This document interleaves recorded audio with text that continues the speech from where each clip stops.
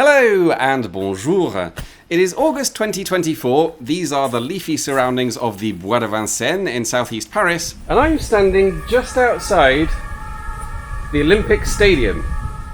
Not the 2024 Olympic Stadium, obviously, and not the 1924 one either. This is the velodrome from the 1900 Paris Olympics. So we are 124 years late for the events that I wanted to see. But the reason we're here is because Paris 1900 was the most straight-up bonkers Olympics in the history of the Games.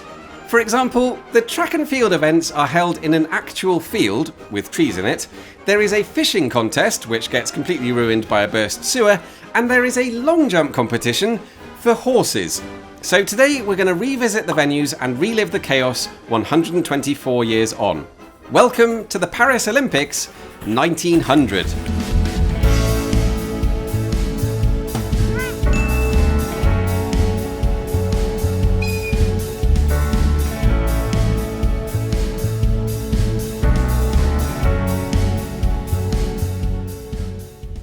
It is a miracle the Olympic movement survived Paris 1900. And it's not me saying that. Those are the words of Pierre de Coubertin himself, the founder of the modern Olympics. And the first thing that goes wrong, right off the slapstick comedy bat, is that many of the athletes don't even realise it's the Olympics. Okay, how do you not realise it's the Olympics when you're literally in it? Well, at the time, it really wasn't obvious. The publicity for the events often didn't call it the Olympics, the newspapers at the time weren't calling it the Olympics, and even the medals don't say Olympics on them. And there's a very good reason for that. Paris 1900 was not organised by the Olympics.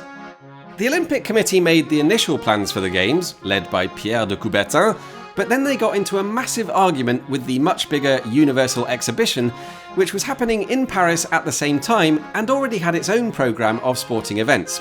And long story short, it all ends with the Universal Exhibition allowing the Olympic events to happen, but only if they get to organise everything, throw it in with the events they're already running, and rebrand the whole shebang as the International Physical Exercise and Sporting Competitions of the Universal Exhibition.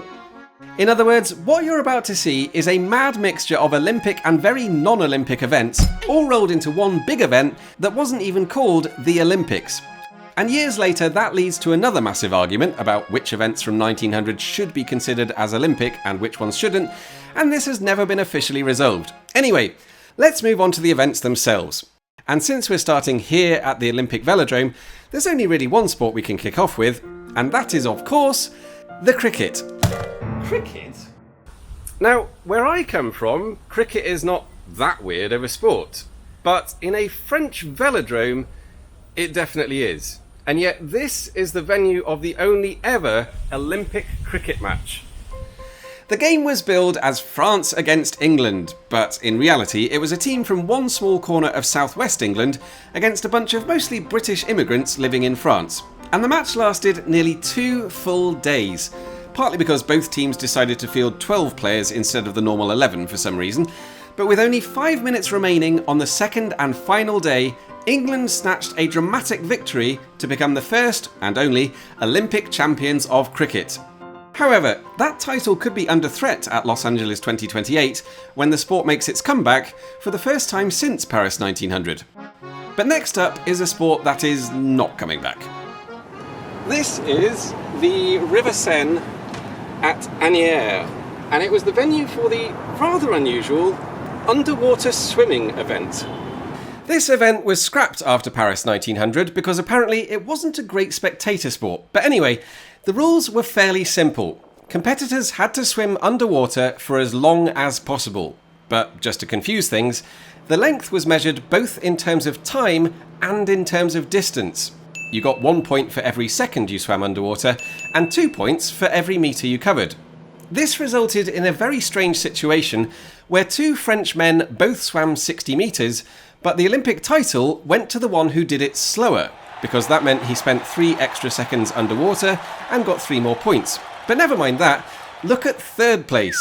Denmark's Peder Likkeberg spent far longer underwater than anyone else and would have won the event easily, except he travelled less than 30 metres. Turns out he'd misunderstood the rules and spent most of the time swimming around in circles. But while he lost out for not going far enough, the competitors in the next event went, if anything, too far. France is of course the country that invented the hot air balloon, and in 1900 this patch of grass, just a few hundred metres away from the velodrome, was the venue for the Olympic ballooning event. On the morning of the 9th of October 1900, 10 French men and 1 French woman took off from here, aiming to travel as far as possible. 3 of the balloons barely made it beyond the Paris suburbs, but second place got as far as Poland, and the winners, Henri de Lavaux and Georges Castillon de Saint-Victor, who may have been quite posh, travelled for nearly 2,000 kilometres and stayed in the air for more than 35 hours before eventually landing somewhere in what is now Ukraine. And I have no idea how they proved they'd got that far, or how they got back, or what the average Ukrainian farmer thought when they saw 2 French mad lads floating across the sky in a balloon unannounced in 1900. If you can answer any of those questions, please do leave a comment. But meanwhile, let's cross back to Paris and the track and field. The track and field events took place on the opposite side of Paris to the velodrome in the wooded parkland of the Bois de Boulogne. The exact site is now home to this exclusive members-only sports club, which I'm not a member of. So this is about as close as I can get to it right now, but if you look at the area on a satellite photo, you can still see the outline of where the stadium used to be. And I say stadium. In 1900, it was little more than a loop of track marked out on the grass in the middle of a field with a few trees dotted around. So conditions were not great for the track athletes, but they were even worse in the field, and some of you might have spotted the problem already. Defending discus champion Bob Garrett of the United States failed all 5 of his throws because he kept hitting the trees. Meanwhile, the tug-of-war event, yes, there was a tug-of-war event, ended in complete farce when, halfway through a match between the USA and a mixed Scandinavian team, some passing American athletes decided to join in and help, nearly provoking a mass brawl and forcing the officials to step in and abandon the match. The New York Herald later summed up the event as an object lesson in how not to do a thing. But as it turns out, there were going to be more lessons in that subject. Just a short walk up the road from the athletic stadium was the venue for the Olympic pigeon shooting. And you'll notice I did not say clay pigeon. In 1900, they used real live pigeons. Difficult to know who this annoyed the most, the pigeons, the animal rights campaigners, or the people who had to clean up afterwards. But let's just say there is a reason the Olympics never did this again. And it was a similar story over in the fishing. The fishing event was deliberately included in the games in order to have at least one sport that was accessible to the masses. Thousands of people entered, and thousands more lined the banks of the River Seine to watch the competitors. Unfortunately though, a sewer had burst a few days beforehand up at the Place de la Concorde and killed nearly all the fish. Luckily though, there were some events where the animals survived. The equestrian events were held here, at the Place de Breteuil. Some of these were the familiar horsey events like show jumping and dressage, but there were also competitions in the long jump and high jump, and to be clear, we're still talking about horses. The long jump involved trying to clear a water hazard, with the takeoff point moved incrementally backwards, while the high jump involved clearing a bar that was raised gradually upwards, much like the human version.